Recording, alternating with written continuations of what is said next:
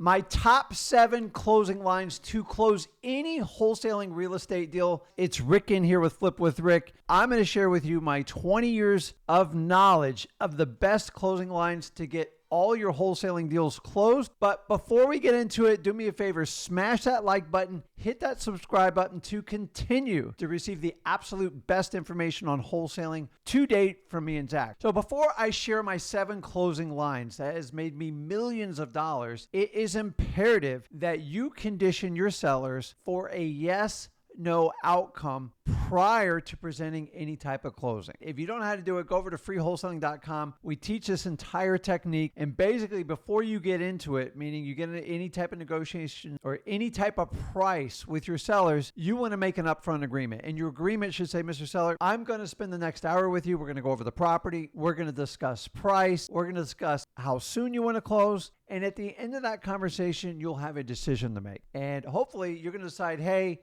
Rick, I love everything you say and I want to move forward, and yes, I want to work with you. Or Rick, I don't like what you have to offer. I don't want to move forward with you, and it's a no. So can I get an upfront agreement for that answer?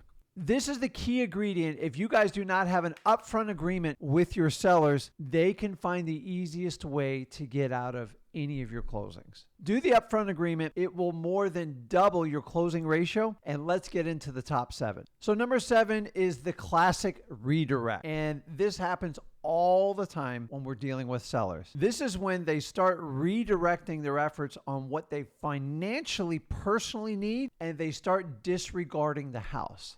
Let me give you an example. Hey, Rick, I need $600,000 to fund my retirement and to make sure my mom has an extra place to live. Now, when you start hearing this rhetoric that has nothing to do with the house you're looking at, it is your responsibility to put them in check and do what we call a redirect. And it simply goes like this. Hey, Jill, I can appreciate you need that $600,000 for your family, but let's take a look at the house and see what it can afford. What I've done is I'm trying to bring the seller, Jill, back front and center, and I can only pay them what we're dealing with the asset in front of us. When they start talking about all their financial interest and I got to bail Johnny out of jail and my mom needs a new house and I want a new diamond ring and I want a couple $100,000 in the bank account, that is not your problem. So a nice way to do it is a simple redirect, and it will bring it back to the forefront. Number 6, I call this the scrunchy face close. This is a technique where you,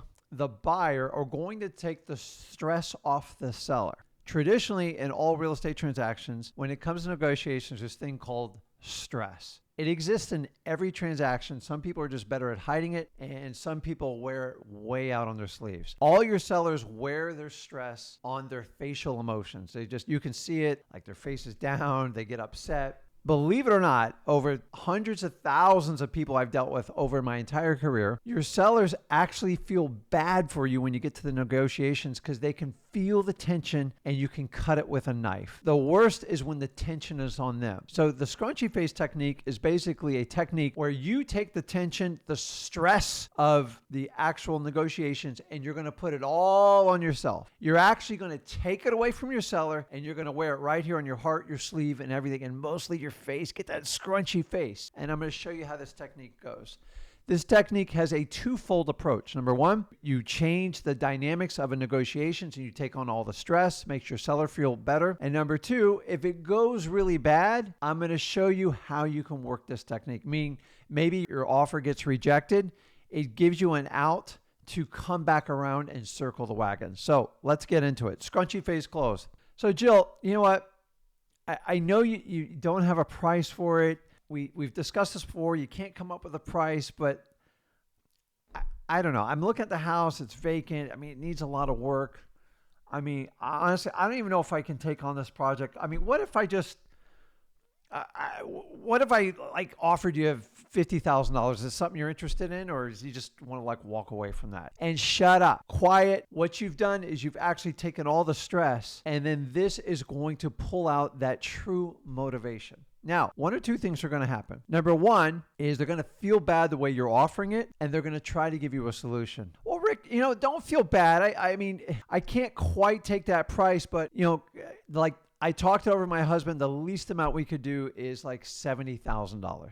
By using that scrunchy face technique, I took the pressure off of him and I induced him into giving me a counter offer and pull out their true motivation of what their bottom line number is. The second scenario that can happen on this is they can can your offer right there. You know, Rick, what are you, crazy? I could never do that number. Now, the good news is you already know they're not even close to that. Hopefully they give you a counter, but if they don't give you a counter and you're like threatening to kick you out of the house and go, well, listen, I was just trying to start somewhere. I didn't want to that wasn't an offer. I just wanted to see what your thoughts on it. What kind of number are you looking at to get rid of this property? And then what I do is redirect it from there, and then I go from there. Most of the time when I use the scrunchy face, they feel so bad for me that they will actually give you the answer they want. And this is one of my favorite ways, because even if it goes bad, if you use the what if statements or what if I could or stuff like that, it gives you an out if it goes really bad. And I'm here to tell you, less than 10% of the time do you get 100% rejected on the scrunchy face. So go ahead and use that technique. Number 5 is simply the partner close.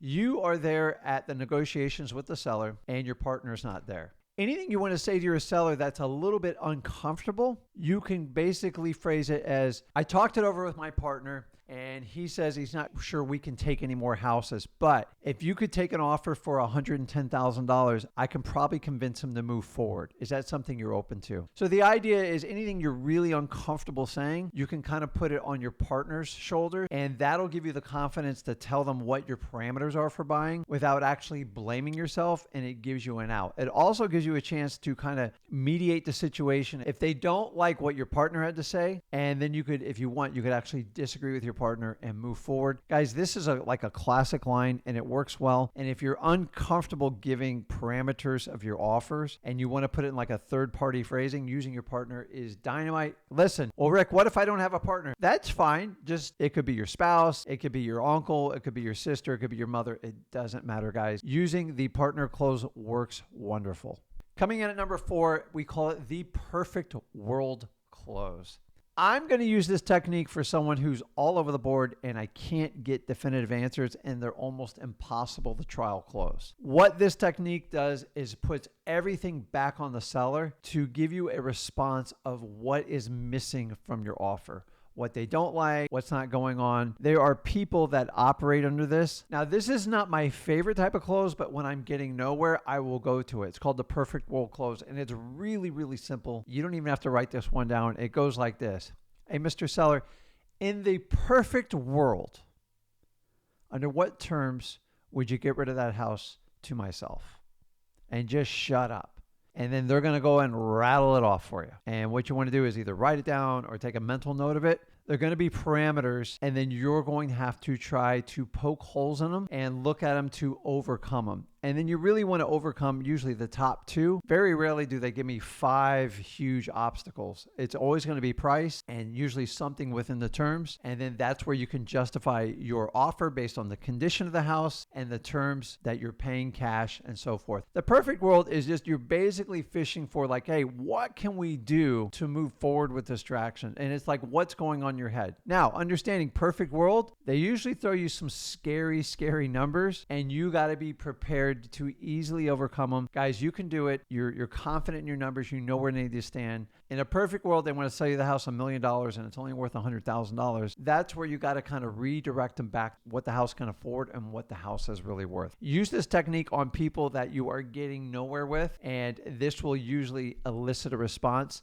So you have something to at least counter with. Now, number 3 comes in, probably one of the really top favorites, called the good cop, bad cop close. And ideally, like I used the partner close before, you can use this as this person can be the partner. It could be your parents. It could be your siblings. I don't care who it is. It could be your JV partner. And the good cop, bad cop is simply as you at the seller presentation, you were always the good cop. Like there's the bad cop's never present. A lot of times when I first started teaching Zach this business, I was always bad cop. He was good cop. And whenever he got an objection and we had to deliver what the real news was, is go, listen, John, I love you and I love this house, but my partner gave me very clear directions. We cannot pay more than $65,000 for the house, and he's going to kill me if I offer you any more. can you offer me any other information so I can go back and convince him? Because sometimes he's just very difficult. I like you. And here's the good news. You don't have to deal with him. I have to deal with him. So let you and me work it out so I can go convince my partner that this deal is going to work for both of us. Whenever you have bad news to deliver, it always comes from the bad cop, which is going to be your partner, your JV partner. It doesn't matter who it is. I never give a name, by the way. It's just very, very vanilla. It's up to you if you want to do that. And what happens is you are on the seller side and you are working with them. And no matter what they say, he goes, listen, I get you. I am on your side. I want you to get the most you can get. But my partner was very clear that we only have X amount of funds and we can only buy one more house. And I want it to be your house. I got 2 other houses my partner is pushing me to look at, but honestly, I'd like to just go home and do this deal with you. If we can do the $65,000, can we move forward? And then this is the really cool part. The good cop, bad cop, you're typically putting out parameters of our perfect wish to buy that. So even if you had to go up a couple $1,000 to $70,000, go listen, say you offered to pay $68,000 for the house, a $3,000 difference. Go listen, I tell you what, and your sellers indicated $68,000. Rick, the deal's done. And I go, I tell you what, if you're willing to sign the contract right now here in front of me, I'll go ahead and take the responsibility. And worst case scenario, if I have to make up the difference with my partner, I'll just figure it out. I like you a lot. I want this deal to go forward. I'm not going to let $3,000 get in the way of the deal. Does that sound fair? And it's like, oh, I feel bad. Like you're going to pay more. No, don't worry about it. I'll take care of it. You know how partners can be sometimes. Guys, that's the good cop, bad cop. It works wonderfully. And in every business relationship, there is a good person and a bad person by human nature. It's not that they're bad people, but just one's good at like delivering the bottom line number and the other one's better with the feel good. And if you can use that combo on your sellers, you can close an amazing amount of deals because sellers really want you to win, but they understand there has to be conditions that have to be met. So a lot of times the sellers are like, hey, do you think you can convince your partner to take $68,000? And a lot of times we'll take our phones and go outside and call our partner. Even if I don't get a hold of them, I'll leave them a message and say, listen, I called my partner. He's not crazy about it. I'm just going to go ahead and move forward because I want this to work out. That's the good cop, bad cop. Guys, use it. It works really well and it makes your conversation with the seller extremely lively. It just shows you're on the seller side and that's why it works so well. It's actually human nature, so go ahead and use it. Okay, coming in at the number 2 close is just what we call the reaffirm close. And honestly, the reason why this is number 2 is because it is the most often closing technique I use. For full disclosure, it's really simple. You're just doing what I'm saying. You're just going to reaffirm what your seller told you so you can move forward. So it goes simply like this. So Mr. Seller, if I can close the property with all cash, close it in the next 30 days, and pay your closing costs less any type of liens you have on the property, that's something we can go ahead and move forward today and get the contract signed, correct? And you're looking for a 100% solid yes. If you do not get a yes, and they go, well, you know, I don't know. You know, Mr. Seller, please remind me, what am I missing in that statement? Was it the closing cost? Was it this? And go through the affirmations again. And then you want to find the one that's sticking out to them. A lot of times it's price, and then you'll have to recircle the wagons. And then I keep reaffirming till I get down to one objection. I get down to that one objection. It is easy to overcome. Trying to overcome 4 objections is a lot of work, and you are nowhere near a closing. Guys, if you'll just do the reaffirm close, you're just repeating the points that your seller's already agreed upon, and you're looking to move the contract forward to get it closed. And this is the part where we technically call it a trial close, but if they agree to everything, move forward, get it signed. Guys, so many times we oversell people, and if you just reaffirm all the points you win on your seller's presentation and ask for the close, you'll do just fine. And if one point comes up, then you can focus on it, and then you can explore and expand on it, and then you can go back, reaffirm that one part of the close. You don't have to do the whole thing, and you're done. This is why it comes in number 2, because it's a basic skill, but so many of you wholesalers just don't ask for the close, and a lot of times that's why you don't get it. If you just use the reaffirm close, this will help you force that technique for you. Okay, number 1 is it's a unique closing strategy.